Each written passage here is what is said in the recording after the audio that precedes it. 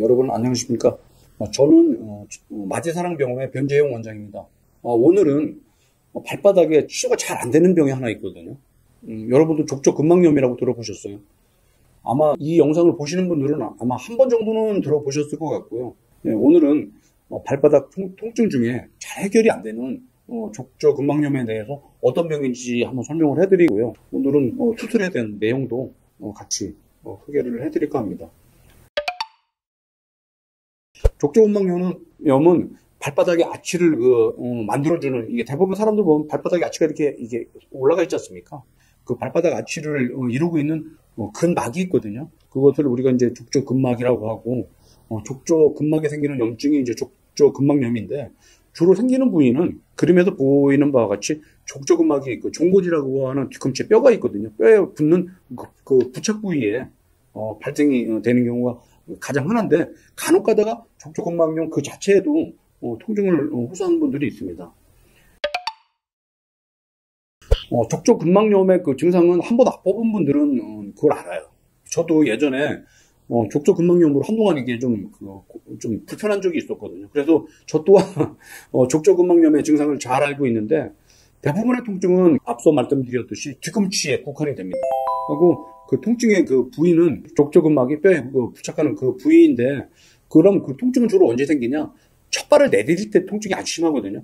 아침에 자고 일어나서 첫발을 내디딜 때, 좀 오랫동안 앉아서 일을 하다가 내디딜 때, 또는 이제 과격하게 활동을 하고 나서 좀 갑자기 내디딜 때나 아니면 저녁 때 통증을 야기를 하게 되는데, 저도 이제 겪어봐서 잘 알지만 족저근막염의 그 통증의 양상은 아주 불편하고 힘든 통증인데, 그 통증이 아주 날카로운 통증이거든요. 찌르는 통증이라고 해야 될까요? 그러니까 한번 경험을 한 분들은 그 통증을 좀 잊지를 못합니다. 하고 그걸 다시 경험을 하기가 진짜 싫고 짜증이 날 정도로 그럼 아주 안 좋은 증상을 유발하는 병이 족저근막염이 되겠습니다.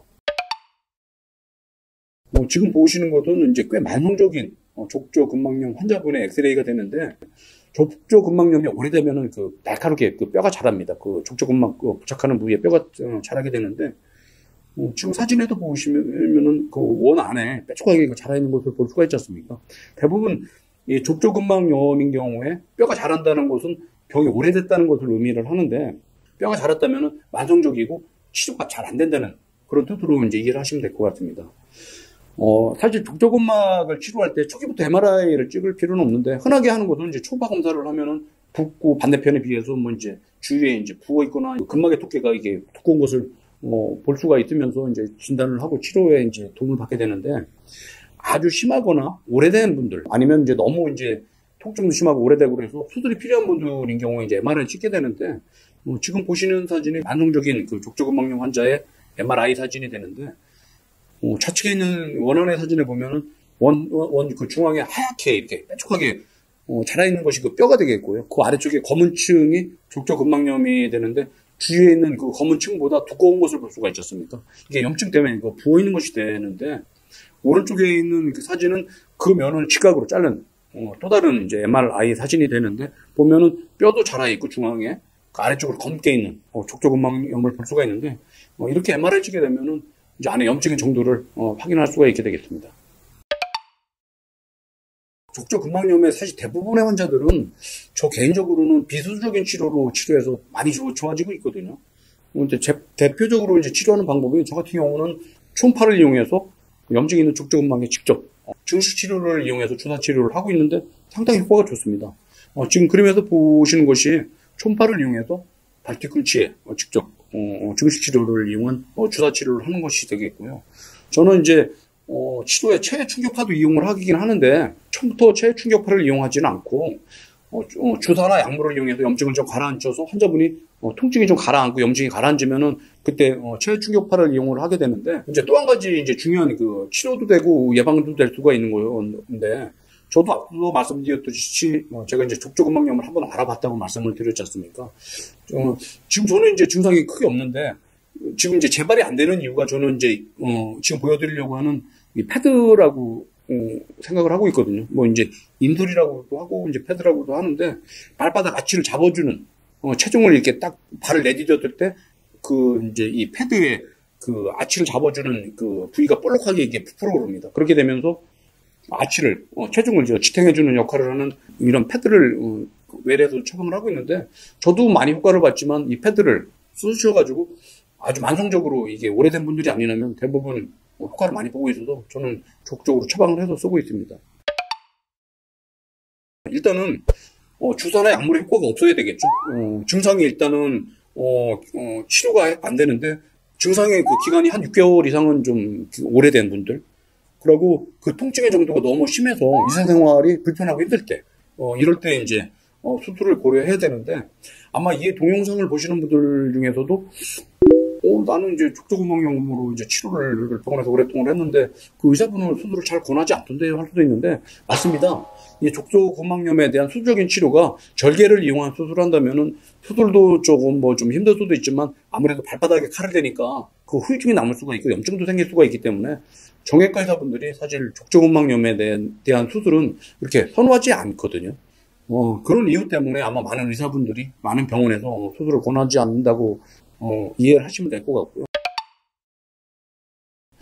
저 같은 경우에는 제 기본적인 그 수술의 그 주 도구가 관절경, 내시경이기 때문에 저는 한 10년 전 이상부터 이런 그 관절경을 이용해서 족저구멍염을 수술하려는 시도를 계속 해오고 있었고요. 지금 보시는 사진이 관절경을 이용한 족저구멍염의 수술의 기본적인 컨셉이 되겠습니다. 한쪽에서는 그림에서 보시는 바와 같이 카메라가 들어가게 되겠고요. 또 다른 면에서는 수술하는 이제 기구가 들어가서 수술을 하게 되는데, 제가 직접 이제 수술하는 과정을 한번 설명을 해드리도록 하겠습니다. 지금 보시는 영상에서는 하얗게 이제 자라있는 그 뼈를 보실 수가 있고, 그 아래쪽에 염증이 있는 족저구멍염을 보실 수가 있는데, 만성적인 경우에는 뼈가 자란다고 말씀드렸는데, 이제 어떤 논문에서는 그 뼈를 제거 안 해도 결과에 영향을 미치지 않는다고 하는 논문이 있긴 하지만은 저는 거기엔 지금 동의는 안 하고 있습니다. 왜 그러냐면은 뼈를 제거를 해야 된다고 생각을 하고 있고요. 그게 통증의 원인이 된다고 생각을 하고 있기 때문에 그러거든요. 그래서 저는 일단 제가 수술할 때는 자라있는 뼈는 모두 다 제거를 하고 있고, 지금 보시는 영상에서도 뼈를 제거를 하고 있는 것을 보게 되겠습니다. 이렇게 이제 뼈를 하고 나면은 그 아래쪽으로 이제 염증이 있는 족저근막염이 나오게 되는데, 이 족저근막염을 지금 보시는 영상과 같이 너덜거리는 거 다 다듬어내야 됩니다.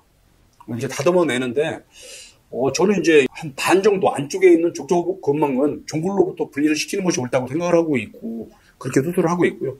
지금 보시는 영상이 안쪽에 있는 족저근막의 한 반 정도를 종굴로부터 분리하고 있는 그 수술 동영상이 되겠습니다.